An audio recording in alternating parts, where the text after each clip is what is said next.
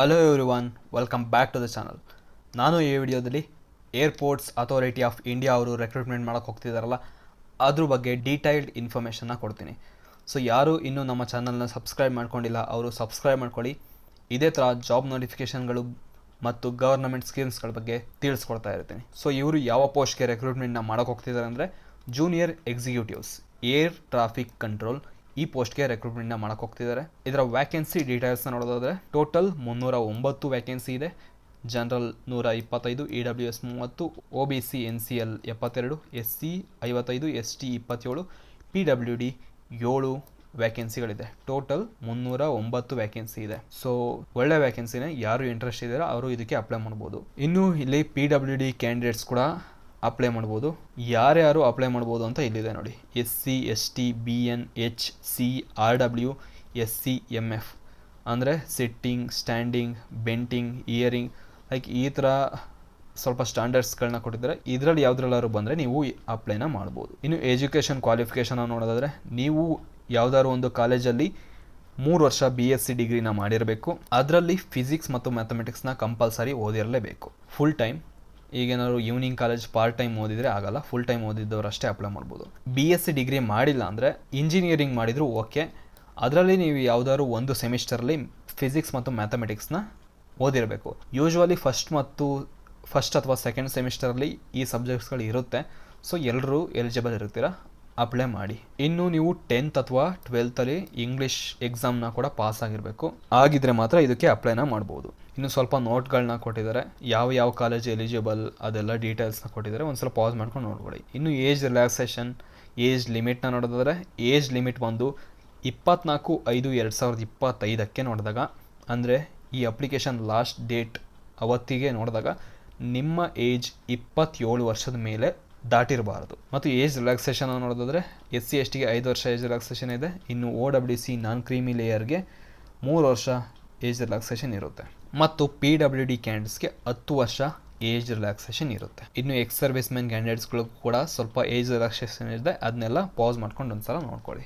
ಇನ್ನು ಇಂಪಾರ್ಟೆಂಟ್ ಡೇಟ್ಸ್ಗಳನ್ನ ನೋಡೋದಾದರೆ online application ಬಂದು ಏಪ್ರಿಲ್ 25, 2025 ಶುರುವಾಗುತ್ತೆ ಮತ್ತು ಮೇ 24, 2025 ಈ ಅಪ್ಲಿಕೇಶನ್ ಎಂಡ್ ಆಗುತ್ತೆ.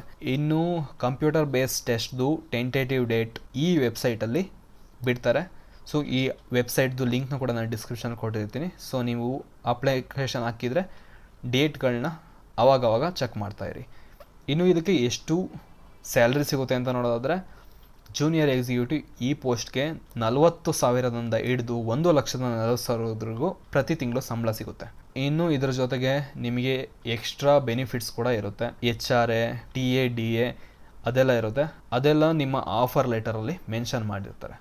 ಇನ್ನು ಇಂಪಾರ್ಟೆಂಟ್ ಇನ್ಸ್ಟ್ರಕ್ಷನ್ಗಳಿರ್ತಾರೆ, ಅದನ್ನೆಲ್ಲ ನೋಡ್ಕೊಳ್ಳಿ. ಇನ್ನು ಸೆಲೆಕ್ಷನ್ ಪ್ರಾಸೆಸ್ ಹೇಗೆ ಮಾಡ್ತಾರೆ ಅಂದರೆ ನೀವು ಅಪ್ಲಿಕೇಶನ್ನ ಫಿಲ್ ಮಾಡಿರ್ತೀರ, ಅಲ್ಲಿ ನಿಮ್ಮದು ಡೀಟೇಲ್ಸ್ ಎಲ್ಲ ಕರೆಕ್ಟಾಗಿದೆಯಾ ನೋಡ್ಬಿಟ್ಟು ಆಲ್ ಟಿಕೆಟ್ನ ಕೊಡ್ತಾರೆ. ಅದಾದಮೇಲೆ ಕಂಪ್ಯೂಟರ್ ಬೇಸ್ಡ್ ಟೆಸ್ಟ್ ಇರುತ್ತೆ. ಇದಕ್ಕೆ ಯಾವುದೇ ಥರದ ನೆಗೆಟಿವ್ ಮಾರ್ಕ್ ಇಲ್ಲ. ಸೊ ಎಲ್ಲ ಕ್ವಶನ್ನು ಅಟೆಂಡ್ ಮಾಡ್ಬೋದು. ಇದರ ಸಿಲೆಬಸ್ ಬಂದು ಈ ಅಡ್ವರ್ಟೈಸ್ಮೆಂಟ್ದು ಕಾಲಮಲ್ಲಿ ಕೊಟ್ಟಿರ್ತಾರೆ. ನೀವು ಏರ್ಪೋರ್ಟ್ ಅಥಾರಿಟಿ ಆಫ್ ಇಂಡಿಯಾ ವೆಬ್ಸೈಟ್ಗೆ ಹೋಗ್ಬಿಟ್ಟು ಕೆರಿಯರ್ ಟ್ಯಾಬ್ಗೆ ಹೋಗ್ಬಿಟ್ಟು ಈ ಅಡ್ವರ್ಟೈಸ್ಮೆಂಟಲ್ಲಿ ಸಿಲೆಬಸ್ ಅನ್ನೋ ಒಂದು ಕಾಲಮ್ ಇರುತ್ತೆ. ಅದರಲ್ಲಿ ಒಂದು ಲಿಂಕ್ನ ಕೊಟ್ಟಿರ್ತಾರೆ, ಅದರಲ್ಲಿ ನೀವು ಸಿಲೆಬಸ್ನ ನೋಡ್ಬೋದು. ಸದ್ಯಕ್ಕೆ ಕೊಟ್ಟಿಲ್ಲ, ಅಪ್ಲಿಕೇಶನ್ ಶುರು ಆದಮೇಲೆ ಮೋಸ್ಟ್ಲಿ ಸಿಲೆಬಸ್ನ ಕೊಡ್ಬೋದು.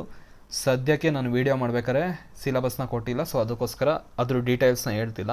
ಯಾರಿಗಾರು ಬೇಕು ಅಂತ ಅಂದರೆ ಬಿಟ್ಟಾಗ ತಿಳಿಸ್ಕೊಡ್ತೀನಿ. ಅದಾದಮೇಲೆ ಕಂಪ್ಯೂಟರ್ ಬೇಸ್ಡ್ ಟೆಸ್ಟಲ್ಲಿ ಯಾರ್ಯಾರು ಶಾರ್ಟ್ ಲಿಸ್ಟ್ ಆಗಿರ್ತೀರ ಅವರಿಗೆ application verification, voice test, psycho active substance test, psychological assessment, physical medical examination, background verification, ಈ ಥರ ಎಲ್ಲ ವೆರಿಫಿಕೇಷನ್ಗಳನ್ನ ಮಾಡಿ ಯಾರು ಎಲಿಜಿಬಲ್ ಇರ್ತೀರ ಅವ್ರಿಗೆ ಕೊಡ್ತಾರೆ. ಹಾಗೆ ಇಲ್ಲಿ ನೋ ಅಬ್ಜೆಕ್ಷನ್ ಸರ್ಟಿಫಿಕೇಟ್ನೂ ಕೂಡ ಕೊಡಬೇಕಿರುತ್ತೆ. ಅಂದರೆ ನೀವೇನಾದ್ರು central government, state government, autonomous body, public ಸೆಕ್ಟರಲ್ಲಿ ವರ್ಕ್ ಮಾಡ್ತಿದ್ರೆ ಅವ್ರ ಹತ್ರ ನೋ ಅಬ್ಜೆಕ್ಷನ್ ಸರ್ಟಿಫಿಕೇಟ್ನ ತಗೋಬೇಕಿರುತ್ತೆ. ಯಾಕೆಂದರೆ ಮುಂದೆ ಅವ್ರು ಬಂದು ಏನೂ ತೊಂದರೆ ಮಾಡಬಾರ್ದು ಅಂತ.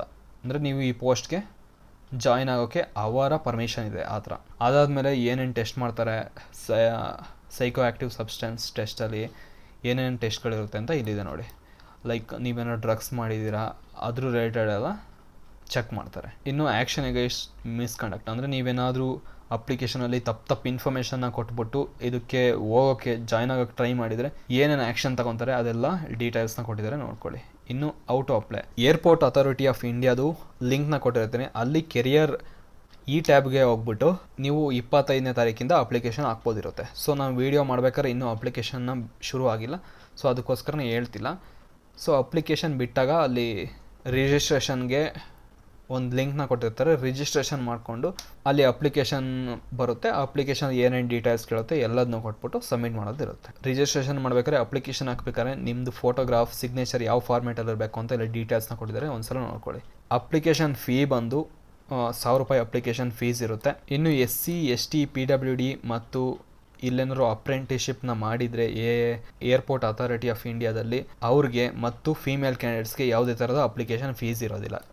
ಮೀನ್ಸ್ ಜನರಲ್ ಮತ್ತು OBC ಅವರು ಅಪ್ಲಿಕೇಶನ್ ಫೀಸ್ನ ಕಟ್ಟಬೇಕಿರುತ್ತೆ. ಇದನ್ನ ನೀವು ಆನ್ಲೈನ್ ಮೋಡ್ ಅಂದರೆ credit card, debit card, UPI ಯಾವುದ್ರಲ್ಲಾದ್ರು ಪೇ ಮಾಡ್ಬೋದು. ಇನ್ನು ಸ್ವಲ್ಪ ಜನರಲ್ ಇನ್ಸ್ಟ್ರಕ್ಷನ್ನ ಕೊಟ್ಟಿದ್ದಾರೆ, ಇದನ್ನೆಲ್ಲ ನೋಡ್ಕೊಳ್ಳಿ. ಸೊ ಇಷ್ಟು ಬಂದು ಏರ್ಪೋರ್ಟ್ ಅಥಾರಿಟಿ ಆಫ್ ಇಂಡಿಯಾ ಅವರು ಮಾಡೋಕ್ಕೆ ಹೋಗ್ತಿರೋ ರಿಕ್ರೂಟ್ಮೆಂಟ್ನ ಡೀಟೇಲ್ಸ್ ಆಗಿತ್ತು. ಸೊ ಯಾರೆಲ್ಲ ಇಂಟ್ರೆಸ್ಟ್ ಇದ್ದೀರಾ ಅವರು ಇದಕ್ಕೆ ಅಪ್ಲೈ ಮಾಡಿ. ಹಾಗೆ ಈ ವಿಡಿಯೋನ ಶೇರ್ ಮಾಡಿ, ಲೈಕ್ ಮಾಡಿ. Thank you, all the best.